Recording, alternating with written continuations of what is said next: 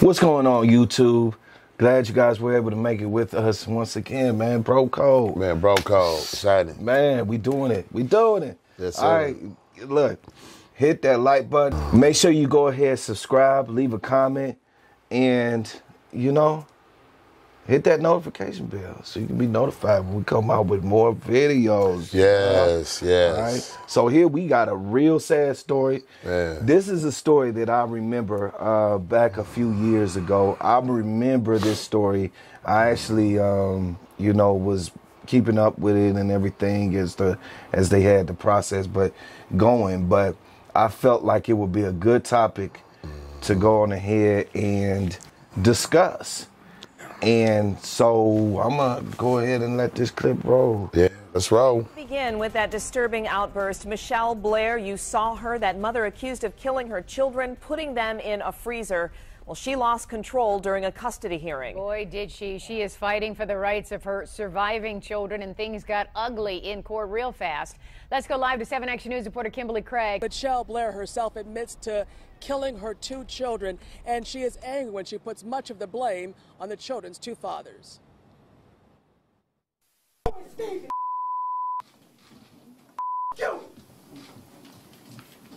Everybody want to know? Yes, I did kill her! In a lightning bolt of emotion, Michelle Blair admits to killing her 13-year-old daughter, Stony Blair, because she believed the teen and her 9-year-old son, whom she's also accused of murdering, had been harming her youngest child. Blair is charged with their murders, but the trial that began today is about the state attempting to terminate Blair's parental rights to her two surviving children and terminate the rights of both fathers. An attorney for the state suggesting Stephen Berry and Alexander Dorsey are deadbeat dads who didn't care about any of their children until 9-year-old Stephen Berry and 13-year-old Stony Blair were found dead in their mother's freezer earlier this year. Investigators believe Blair killed little Stephen first in 2012 and put him in her freezer. Then they say a year later Blair killed her 13-year-old daughter. Prosecutors say her dad knew there was abuse. What happens when your kids come to visit you in 2005? Sister gave him a bath, seen whips on her back. Who's seen whips? My sister. Your sister. Did you see these whips? She showed them to me. Are these long red marks? No, they was healed up by the time I seen them. Healed up. But do they appear to be long, like lines? No, it's like slashes. Another one of Michelle Blair's outbursts came as an attorney for one of the fathers was addressing the court. So I asked the court not to be so inflamed by the mother's actions as to place those on my client. The allegations against my client, Mr. Berry, are failure to protect and abandonment. And never being there for his kids. Mother, She was stop. always on sex sites, though, Mother, right? Mother, listen to me. I had to beg you to come see me. For real, Mother, listen to no me. matter how much you lie or how your lawyers lie. You done, Mother? Listen to me. This is a civil case. It's not a criminal case. We can and we will do it without you. I never We tried will to say I do it didn't. I without did it, you. but that does not negate the fact that they were never there for their children. I had to struggle with them all the time. They were never there. You get Stephen, your you chance. know we had to beg you. Me, Stephen, all of us used to cry for you. You're not going to be able to I'm stay, good. Mother. Come There here. are rules. And deputies had to take Michelle Blair out of the courtroom once again. And then there was also a moment when the judge was talking about Blair's youngest son telling a social worker that he saw his mom kill his sister and brother. Blair then blurted out at that moment, quote, "He didn't see me kill Stephen because it was unintentional." The trial resumes tomorrow morning, and we will certainly be there. Reporting live in Detroit, Kimberly Craig, 7 Action News. Back to you. And Kim, she still wants custody of her children? Still? Yes, the two surviving children. She very much does still want to maintain custody of those children. She would say their names in courtroom, and she said they would, after she would introduce herself, she would say, "I'm Michelle Blair," and she would say her children's two names, and she says, "And I will always be their mother," but she would not talk about the deceased children. All right, Kim, just a hard day in court to watch. Thank you much. So, bro, man. Words cannot explain. I mean, the grief I feel for that family, just period. You know what I mean? I personally believe it's more than just them kids touching their younger sibling, because if that was the case, what would anybody in their right mind do? They would go get them kids help. That's exactly what they would do. They wouldn't kill them. You putting them in freezers? You killing them, putting them in freezers? Really? And they said that the last child, which I believe was a 13-year-old girl, one of her other siblings seen the mother kill her. Kill the boy, actually. Was it kill the boy? The other way. Yeah, it was the other Okay, way so I know it was one of them, but either way, one of the siblings did see the mother murder one of the two older siblings. And I'm just, I don't know, I'm so livid behind it, because I have no real words for it, but I'm looking at the trial, the civil trial. It was only a civil trial. And she's just keep running along about these daddies, how no good they was. And she seemed to be more upset about that than what she actually did to her own kids. You know, so that kind of questions, you know, those leaves questions for me, like, what was this really about? Was it really about the older siblings touching the younger siblings? Or was you just tired and sick of being tired? You know, that these dads were not in their lives and you just said, forget it, you snapped off and you killed them kids. Your kids that came out of your body. So, I mean, Mo, I don't know, man. I mean, what you think, bro? Yeah, I would definitely have to say that that's a major part of it. And it's obvious, because she's snapping off in the courtroom to the daddies, but it's not, okay, yeah, I admit to killing the kids, but y'all wasn't there. You know, Right, I've had a problem with that when she said that. You caught that, right? I did, but first off, so the boy had been dead and had been put in a freezer for a whole year. And nobody missed that boy? And nobody, that's what I'm saying, like the dad, okay, I get it. You know, some of these niggas is deadbeats. Oh yeah, you know most definitely. Some most of these definitely. niggas they ain't worth a damn. They just seed planters. But nobody from that man's side of the family, nobody from her side of the family, nobody at all checked to where is such and such. That's right. You know what I'm saying? That part really bothers me a whole lot, because how can you hide this child's body for a whole year and ain't nobody inquiring on him? I mean, not even the school. You know what I mean? I mean, you miss so many days of school, they used to send somebody out to your house, social worker, say, hey, how come little Tommy Brown ain't at school? What's up? You know what I mean? Anything. It just, the boy had sat in that freezer for all that time and nobody came for him. That worries me too. That disturbs me as well, Mo. But you know, the real topic here is a disturbing mind. Yes. You know what I'm saying? Yes. Like, and we know about mental illness. Yes. You know, because we deal with it in our society, you know, in our communities. Our families, families, everything. So when it comes to that part, the mental illness part right there, we talking about a woman who was obviously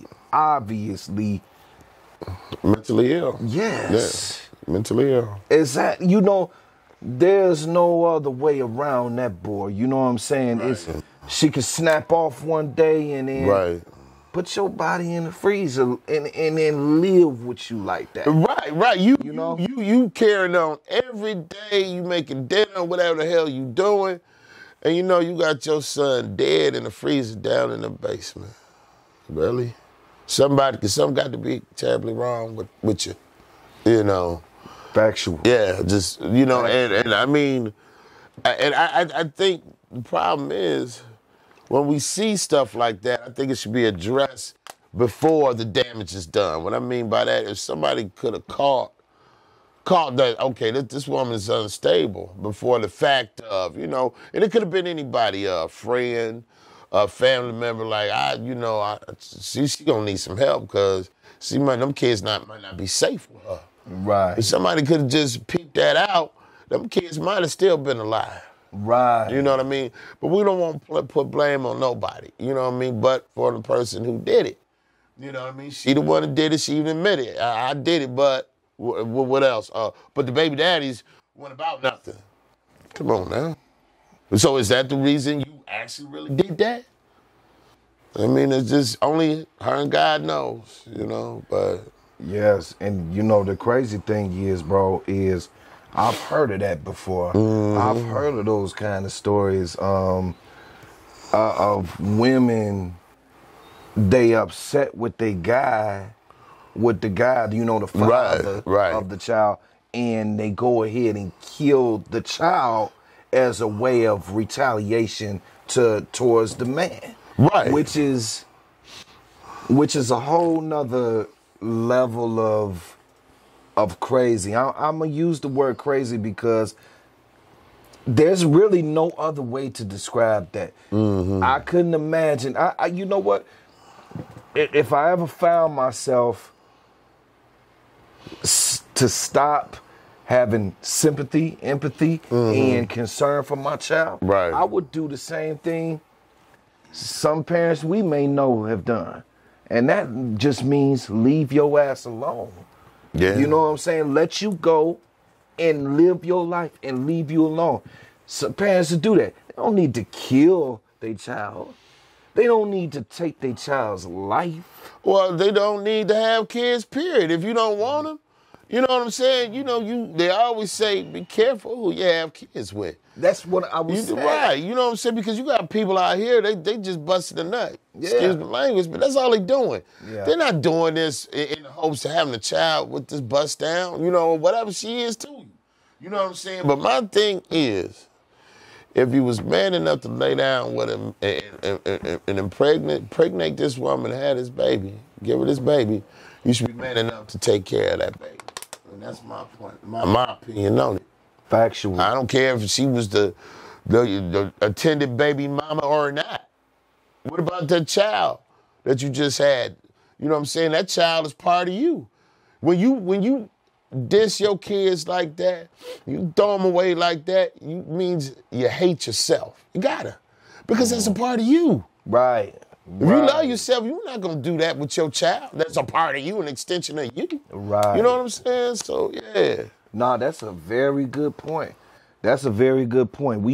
We deal with in this society more than less self-love, a lack of self-love. Yeah. And we can't possibly say we love others, not even our own family members. If we don't love ourselves, we can't possibly say, I love you. And, right. It's no way. It's phony. Yeah, it's fake love, Yeah. But we need to find that, man. And to all the brothers and sisters out there that's watching this video right now, I say the same thing my brother said. Watch who you have a child with. Pick carefully who you have a child with. Now, are you guys going to stay together forever and it be roses and, happily forever? Right. It may not be. You know what I mean? But I'm pretty sure that you'll be able to catch on to some crazy red flags. If you see certain things within a person that may have you stand back and be like, and kind of make you think, right, then maybe you need to rethink going any further with that person, right, especially having a child with this person, because we know all too often guys do the same thing too. Because they're not with this woman no more, they sit up here and they kill their own child to get back at this woman. It goes both ways. Yeah, it goes both ways. But I mean, in the end, who's suffering? The kids. Right. The innocent ones, because these retards are having, excuse my language, let me take that back, these slow, challenged people are sitting up there having kids and they shouldn't be having them. They have no business having them. And I feel my sympathy and my heart goes out to the kids that have suffered from this type of abuse and violence, you know, throughout the years, you know, everywhere, you know, from just bad people, and, you know, they come from bad people, you know. My heart goes out to these kids, and hopefully we can just bring more of an awareness out. If you see somebody ain't really doing what they're supposed to be doing with their kids, hey, let somebody know. I don't care if it's called snitching, whatever you want to call it, but remember, them kids didn't ask for that. Them kids are innocent. Yeah. And if they had better parenting, they might have killed a lot of these kids out here, might be better people, grow up to be better people, but they ain't had no better parenting, so these kids are raising themselves. They don't know how to raise themselves like that. You know what I mean? They don't come with the values and morals that we came up with. You understand? Right. So sorry about that, you guys. Silver alert or amber alert? Yeah, a silver alert. Right. Another one of these. I had one of those earlier. Yeah. We just gonna keep that in the B-roll. We just gonna go with that. But nah, you know, and I gotta touch on what you just said. Total facts. And I gotta touch on another thing too. When they was interviewing our questioning one of the fathers, and he was saying that his sister had brought to his attention the welts on his daughter's back. You know, he said that his sister had seen it, you know, from bathing her, and went on ahead and showed him. Right. So at that point that he sees this, what'd he do? Nothing, obviously. Oh, I just seen it, and he went on about his business. When they one of them worth the salt and a can of beans. So the children are relying on us to protect them. And if the children don't have any adults that's willing to stand up for them, willing to protect them, the child has damn near no chance. No chance at all, no. Any and every type of evil can come their way. Yeah. So, did you have something else to say about this, bro? Nah, you know, I pretty much said what I had to say, but again, I'm just really, this story really got me livid, man. It just got me really feeling a certain type of way, because when it comes to kids, it's just something I don't play with. Right. You know what I mean? Me being a single parent and raising my youngest daughter on my own, I mean, she's precious to me. Yeah. It just ain't nothing I won't do for her. I mean, when I have kids, I sacrifice me into them. Right. You know what I'm saying? Because you already know you can't do everything 100% that you was doing before you had the kids. You got to give up something. You got to sacrifice something, because you got to find room to fit the kid in, the child in. Right. You know, but to me, my kids make me better, a better person. Yeah.